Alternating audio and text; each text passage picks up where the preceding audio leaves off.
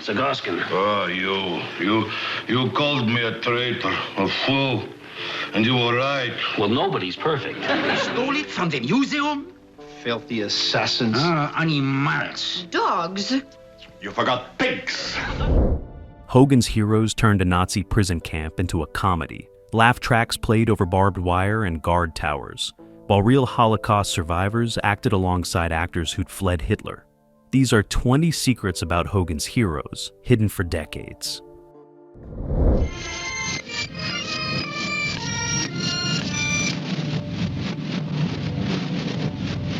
Religious person right now, but I had that background of religion that really I knew all about what it means to be a Jew. Bernard Fine, co-creator of Hogan's Heroes, was a Jewish writer who'd escaped Nazi persecution in Europe during his youth. His family fled to America in the 1930s, barely surviving the regime that would eventually murder 6 million Jews. Years later, Fine decided to create a comedy set in a Nazi POW camp, a concept that seemed insane to almost everyone who heard it. Network executives questioned whether making Nazis into buffoons was appropriate or even possible so soon after World War II ended. Faison argued that mockery was the ultimate revenge, that turning Hitler's military into incompetent fools robbed them of the power and fear they'd cultivated. He insisted that comedy could process trauma in ways that drama couldn't, that laughing at Nazis was an act of defiance and survival. CBS took an enormous risk greenlighting the concept, knowing that offense was guaranteed regardless of execution quality. Fine worked with fellow Jewish writers and Holocaust survivors to ensure the comedy never trivialized actual suffering, walking an impossible line between humor and respect. The show never depicted concentration camps, actual violence, or the Holocaust itself, focusing exclusively on the absurdity of POW camp operations. Fine's personal history informed every decision. His understanding of Nazi evil, ensuring the comedy came from a place of knowledge rather than ignorance. The show became his way of fighting back decades after escaping, using laughter as a weapon against an ideology built on fear. My religion saved me. But it doesn't matter if you were even religious. If you were not lucky, you will not survive. And this man, Zach, hid me. And that's how I survived. I was liberated in Buchenwald. In several Hogan's Heroes cast members were real Holocaust survivors or refugees who'd fled Nazi persecution, bringing authenticity and darkness to roles that required them to wear Nazi uniforms and speak German. Robert Clary, who played Corporal LeBeau, survived Buchenwald concentration camp, where he was tattooed with the number A5230 and lost 12 family members to Nazi extermination. John Banner, who played the bumbling Sergeant Schultz, was an Austrian Jew who'd escaped to America while his family perished in camps. Leon Askin, who played General Burkhalter, fled Vienna after the Anschluss, losing family to the Holocaust. Howard Kane, who played Major Hochstetter, was Jewish and initially reluctant to play a Nazi character. These actors made conscious decisions to participate in a show mocking their former oppressors, viewing it as both catharsis and revenge. Clary particularly saw the show as his way of defeating Hitler through ridicule, playing a Frenchman who constantly outwitted Nazi guards. The psychological weight these actors carried was immense, wearing costumes resembling those worn by men who'd murdered their families, speaking a language associated with their deepest trauma. But they approached the work with professionalism and purpose, understanding that comedy could be a form of resistance and healing. Their participation gave the show moral complexity it wouldn't have had otherwise, transforming what could have been tasteless into something genuinely subversive. Great shooting, Major. You hit the... It's a pleasure. We're honored. You are? Let's surrender! The show's writers operated under strict self-imposed rules, ensuring Nazis were always portrayed as completely incompetent buffoons, incapable of basic military operations. Colonel Klink was vain and cowardly, Sergeant Schultz was lazy and easily bribed, and guard after guard proved idiotic and ineffective. This wasn't accidental or lazy writing. It was deliberate strategy to prevent any glorification of Nazi efficiency or military prowess. The creators understood that showing Nazis as competent, even in a comedy, risked reinforcing dangerous propaganda about Aryan superiority and German military genius. Every script was vetted to ensure Nazis never succeeded at anything, never demonstrated intelligence or competence, never appeared threatening or capable. The Allies, particularly Hogan and his men, were always smarter, braver, and more skilled than their captors. This consistent power dynamic was essential to making the premise work morally, ensuring audiences understood the comedy came from mocking evil rather than celebrating it. Critics still argued the show was inappropriate regardless of these safeguards, insisting that any comedy involving Nazis was inherently offensive. But the creators maintained their position that ridicule was powerful, that reducing Nazis to laughingstocks served an important cultural function. The incompetence was never realistic. Real Nazi camps were nightmares of efficient brutality, but realism wasn't the point. The show existed in a fantasy version of war where mockery was possible and cathartic. Riding crop was my idea too. Yes. I figured this guy, this colonel, is a real poop. You know what I mean? Simple. You've suffered enough. Much more than just tonight. I'm yours. Werner Klemperer, who played Colonel Klink, was the son of a famous Jewish conductor who'd fled Nazi Germany. He agreed to play Klink only after demanding contractual guarantees that the Nazis would never win in any episode, that Hogan and the Allies would always outsmart and defeat the German military. Klemperer had escaped Europe with his family as a teenager, watching his father's career destroyed by Nazi policies targeting Jews in the arts. Playing a Nazi officer required him to confront that history directly, and he would only do it on his terms. His contract stipulated that he could refuse any script where the Germans succeeded or where Nazism was portrayed positively, giving him veto power over storylines. The producers agreed immediately, understanding that Klemperer's moral authority as a refugee gave him the right to set these boundaries. Throughout the show's 6-season run, that rule was never violated, with every episode ending in Nazi failure and Allied triumph. Klemperer brought depth to Klink, making him ridiculous but not entirely unsympathetic, a fool rather than a monster. He won 2 Emmy Awards for the performance, validation that his approach worked artistically while maintaining his ethical standards. Klemperer's conditions ensured the show never deviated from its core premise of Nazis as incompetent losers, providing moral guardrails that prevented the comedy from becoming problematic in ways it might have otherwise.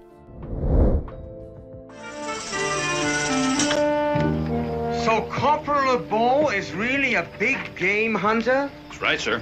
In one day alone. A high-ranking officer, like Colonel Klink himself. Me? Impossible. Impossible. Yeah, we can never capture the colonel. Hogan's Heroes was filmed at Desilu Studios in Culver City, California, the same lot where Star Trek was being produced simultaneously. The POW camp set existed just yards from the Enterprise Bridge, with actors in Nazi uniforms walking past crew members in Starfleet uniforms between takes. The proximity of these wildly different shows created surreal moments, with William Shatner and Bob Crane occasionally chatting between scenes from their respective series. The studio lot contained permanent outdoor sets that both shows used, requiring careful scheduling to prevent Nazi guards from appearing in Star Trek's alien planet scenes, or vice versa. The POW camp barracks were constructed as standing sets that remained in place throughout the show's run, becoming iconic locations that fans would recognize instantly. The guard towers, barbed wire fencing, and German architecture were meticulously researched to appear authentic, while being entirely constructed on the studio backlot. The production design team studied actual POW camp photographs to ensure accuracy in everything except the comedy, creating a space that looked genuinely threatening despite the absurd situations happening within it. The Desilu lot became a strange intersection of American television's range, where the optimistic future of Star Trek coexisted with the comedic past of World War II. Both shows were pushing boundaries in their own ways, one imagining a better future, while the other processed a terrible past through mockery and humor. On to number 15, Bob Crane's obsession with sex. Nearly destroyed. The show. Oh no, my my men gave it to me. Oh, I'm sorry you missed it, Major. It was a great party. I saved you some cake. Oh, thank you, Hogan. Thank you. One thing, he's gonna play hard to get. Hard to get. Him? You should give stamps. We'll be right outside if you need us. Good luck. Bob Crane, who played Colonel Hogan, developed an obsession with sex and pornography during the show's run that nearly destroyed production and eventually contributed to his mysterious murder. Crane began documenting his sexual encounters on video and photographs, an unusual practice in the 1960s that required expensive equipment and technical knowledge. He befriended John Henry Carpenter, a video equipment salesman who enabled and participated in Crane's increasingly risky sexual behavior. The obsession consumed Crane, who would arrive on set exhausted from late nights pursuing encounters, affecting his performance and professionalism. Cast members noticed the changes, with Crane becoming distant and preoccupied, his friendly demeanor replaced by something darker and more secretive. The network and producers heard rumors about Crane's activities, but couldn't intervene without proof or scandal that would justify firing their star. Crane's behavior remained mostly hidden during the show's run, exploding into public knowledge only after his brutal murder in 1978. The revelation that Hogan's hero's wholesome star had been living a secret life of sexual compulsion shocked audiences who'd known him only as the charming, heroic Colonel Hogan. His story became a cautionary tale about fame's ability to enable destructive behavior, how success and celebrity could facilitate his obsessions that normal life constraints might have prevented or limited. Number 14. The show was controversial. From the moment it premiered. Zagoskin. Oh, you called me a traitor, a fool. And you were right. Well, nobody's perfect. They stole it from the museum? Filthy assassins. Animals. Dogs? You forgot pigs. Jas Durstesta. Hogan's Heroes generated controversy before the pilot episode even aired, with critics and advocacy groups condemning the concept as offensive and inappropriate. Jewish organizations were divided, some appreciating the mockery of Nazis, while others found any comedy involving POW camps deeply tasteless regardless of intent. Veterans groups protested that the show trivialized the real suffering of prisoners of war, that turning captivity into comedy was disrespectful to men who'd endured actual camp conditions. German-American organizations objected to the portrayal of Germans as uniformly stupid and evil, arguing that the show promoted ethnic stereotyping. CBS received thousands of letters before premiere, most demanding cancellation before a single episode aired. The network considered backing out multiple times, terrified of the backlash and potential sponsor boycotts. But Bernard Fine and the producers insisted the show deserved a chance to prove itself, arguing that offense assumed from concept might not materialize in execution. The premiere ratings were strong, suggesting that general audiences were willing to accept the premise that critics found unconscionable. The controversy never fully disappeared, with periodic protests and complaints throughout the show's 6-season run. But the show survived because enough people found it funny and subversive rather than offensive, appreciating the ridicule of Nazis even if they understood others' objections. The debate about whether the show was appropriate continued long after cancellation, with no consensus ever emerging about where the line between satire and disrespect actually existed. Number 13. The Real Stalag. 13 was nothing like the show's version. All right, try for the middle support. It's the biggest target. Steady. Got it. All right, load it. Ready? The tower is a fake. Look, I pull the chain and... The Real Stalag. 13, if it existed, bore absolutely no resemblance to the show's comedy version. Real POW camps were places of deprivation, violence, and death, where prisoners suffered malnutrition, disease, brutal treatment, and constant fear. The Geneva Convention protections that supposedly governed POW treatment were frequently ignored, particularly in camps farther from neutral observers.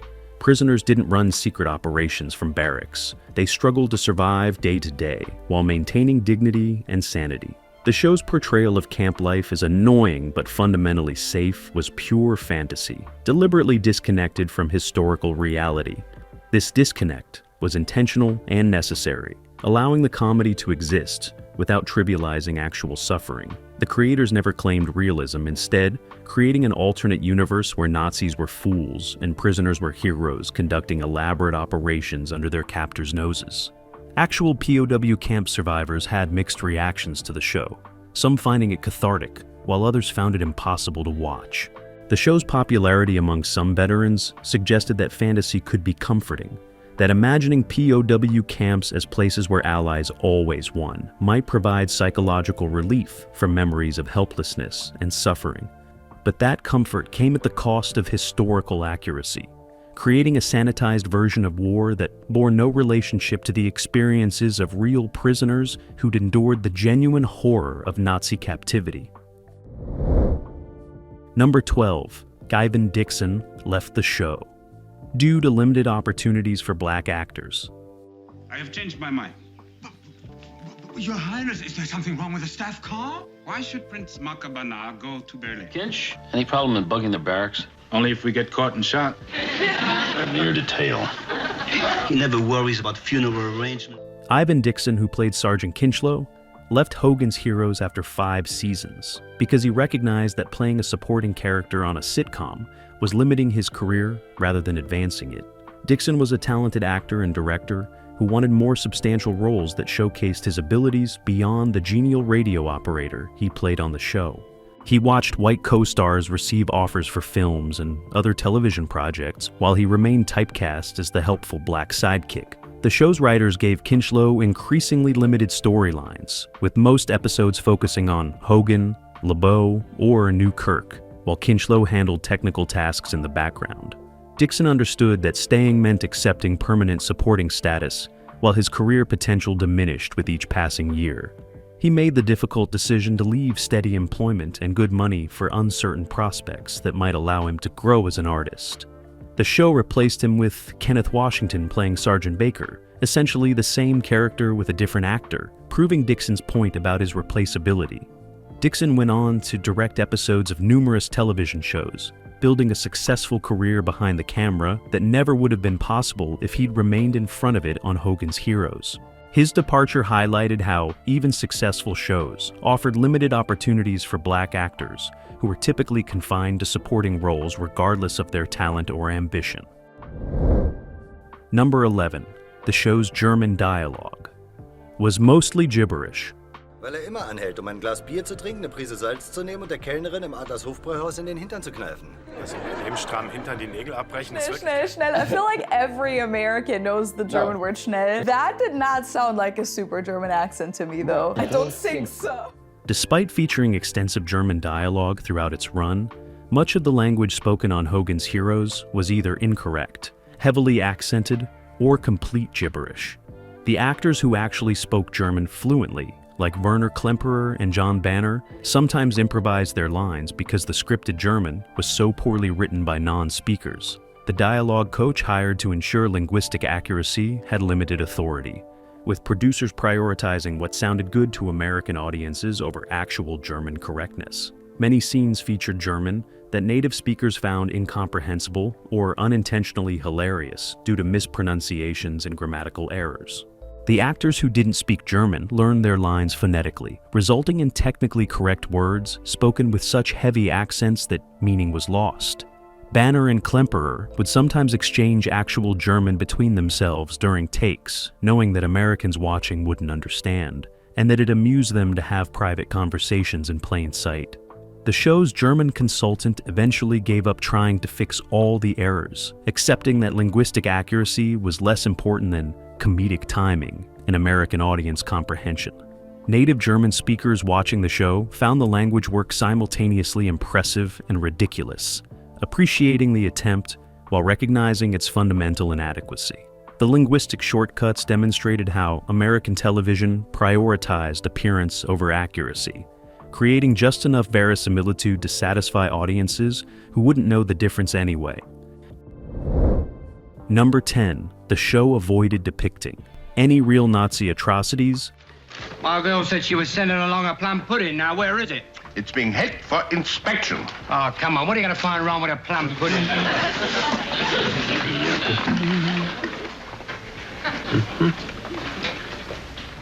with any reference to actual atrocities strictly forbidden. The show never mentioned concentration camps, the Holocaust, mass executions, or any real Nazi war crimes. Episodes focused exclusively on military operations, escape attempts, and sabotage missions that existed in a sanitized version of World War II.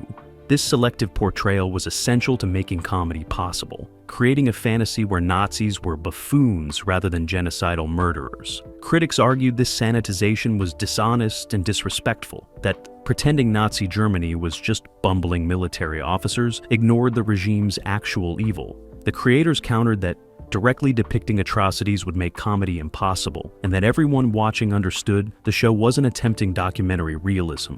The compromise allowed the show to exist, but created a strange alternate history where the worst aspects of Nazi Germany simply didn't exist. Characters occasionally referenced the war or headquarters, but never specific battles, death tolls, or the regime's ideological goals. This careful avoidance meant the show could never truly engage with what made Nazis dangerous, reducing them to incompetent bureaucrats rather than acknowledging their capacity for systematic evil. The limitation was both necessary for the comedy and fundamentally dishonest about the historical reality being mocked.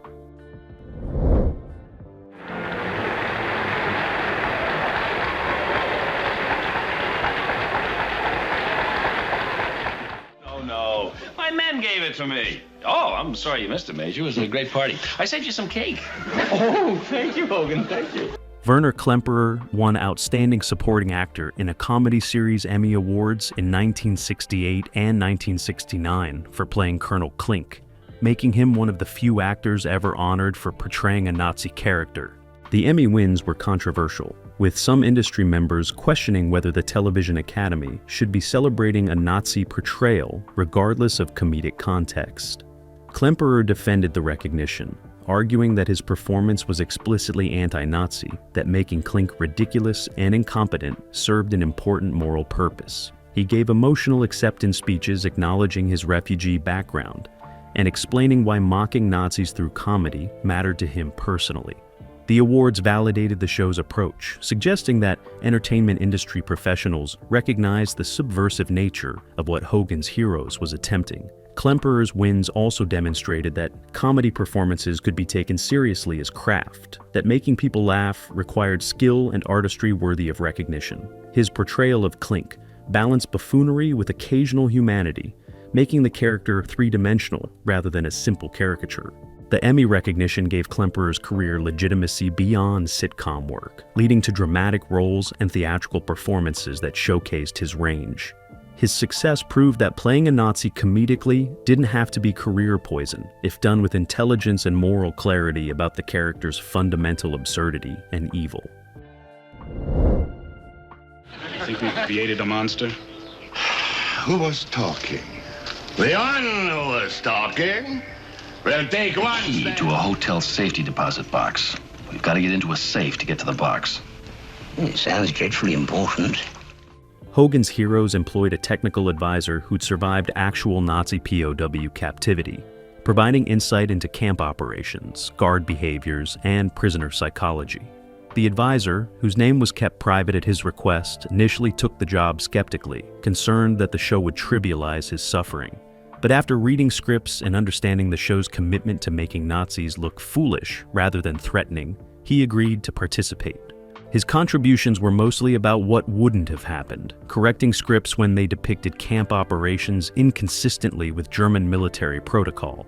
He explained how real prisoners thought about escape, the careful planning required, and the consequences of capture. The writers incorporated some of his experiences into storylines, always through the filter of comedy, but occasionally touching on authentic prisoner concerns about mail, Red Cross packages, and news from home.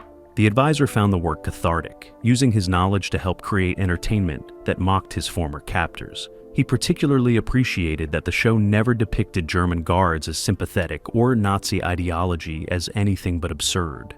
His involvement gave cast and crew confidence that despite the comedy, they weren't being completely irresponsible about historical reality. The advisor's presence served as a moral compass, ensuring the show never crossed lines that would have made someone who'd actually suffered in a camp uncomfortable.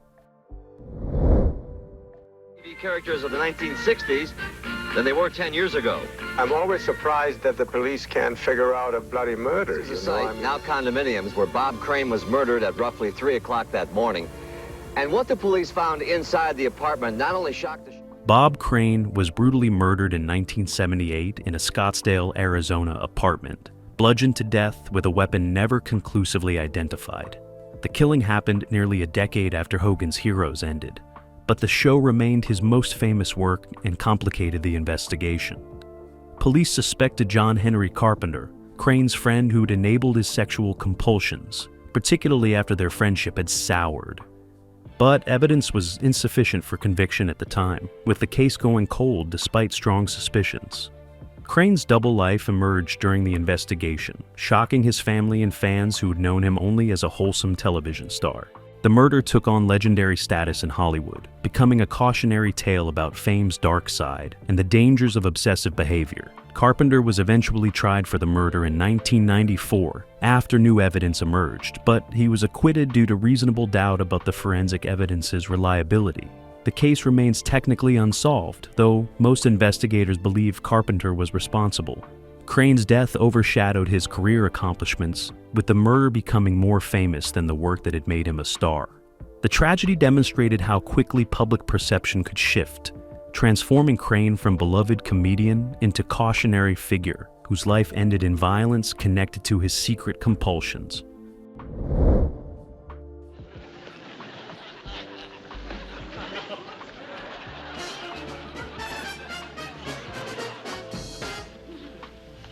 Why are they so quiet?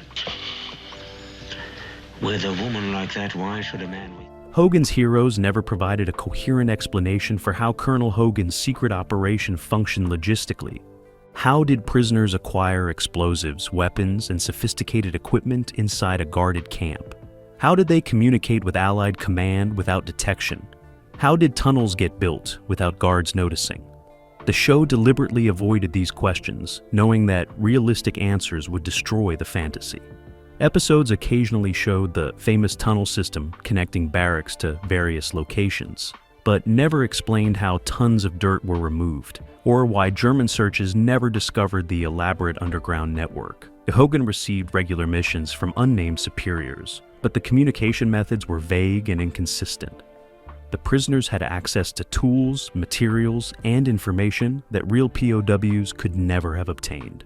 This vagueness was essential to the show's premise, creating a world where Hogan's competence and Nazi incompetence explained everything without requiring realistic detail. Adult viewers understood the implausibility, but accepted it as necessary for the comedy to function.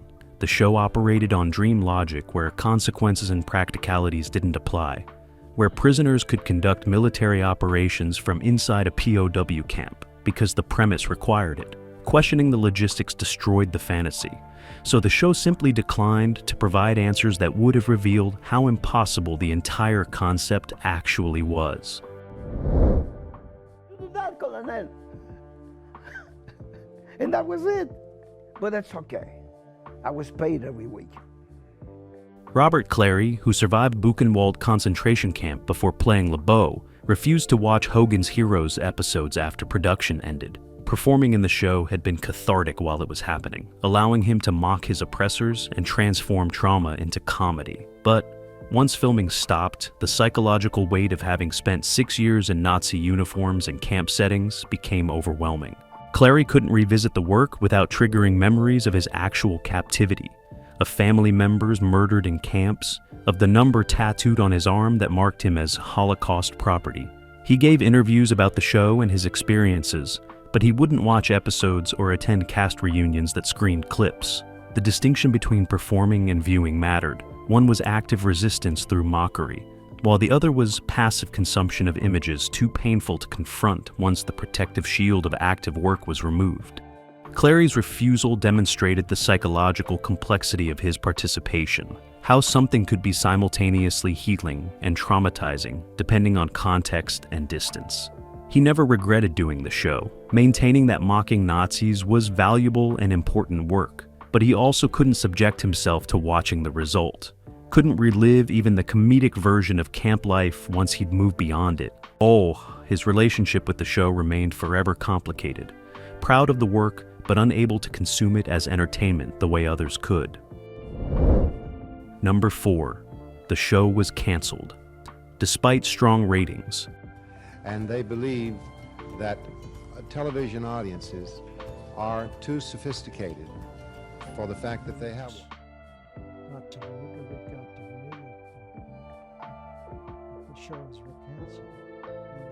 Hogan's Heroes was canceled in 1971, despite maintaining respectable ratings.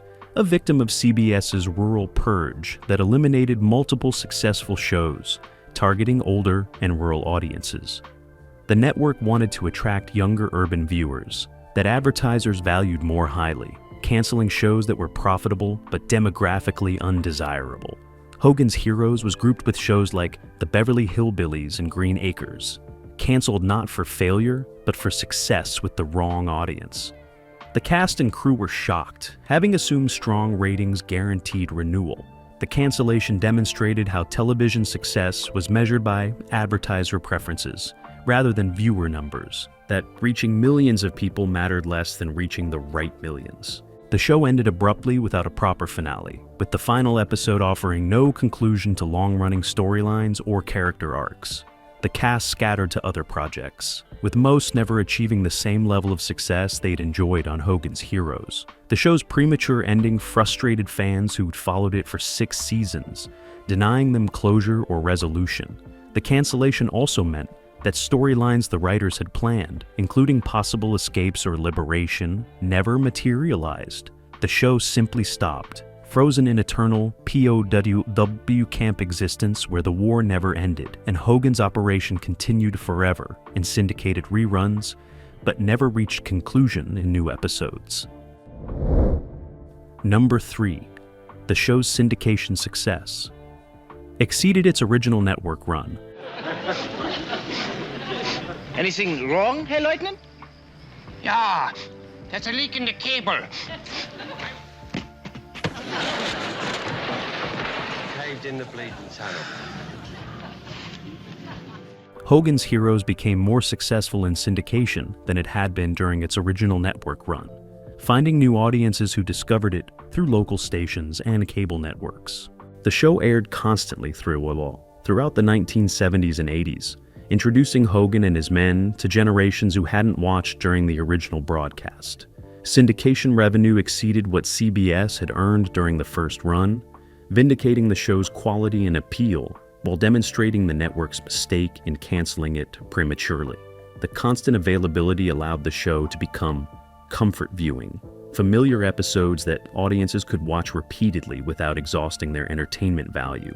The syndication success also meant cast members received residual payments for decades, providing financial security that network salaries alone wouldn't have guaranteed. Hogan's Heroes joined shows like Star Trek and The Twilight Zone in achieving cultural immortality through syndication, remaining perpetually available long after networks had moved on to other content. The syndication success demonstrated that the rural purge had been short-sighted, that CBS had abandoned shows that continued generating value for years after cancellation.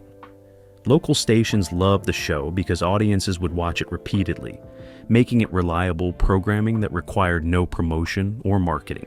The show's afterlife exceeded its original life, becoming more culturally significant as a syndicated property than it had been as a network program. Number 2.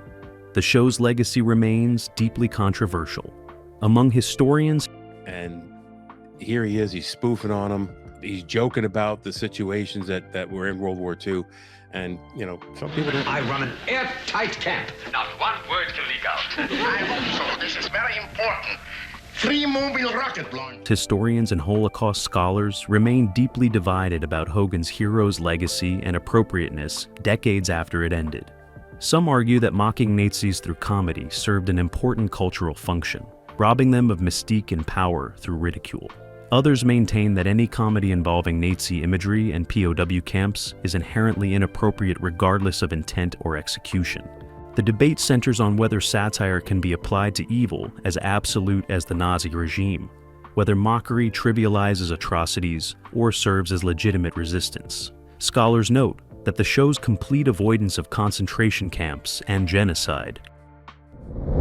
It was a controversial show at the time because it was only 20 years after the end of the war, and there were still religious person right now, but I had that background of religion that really I knew all about what it means to be a Jew.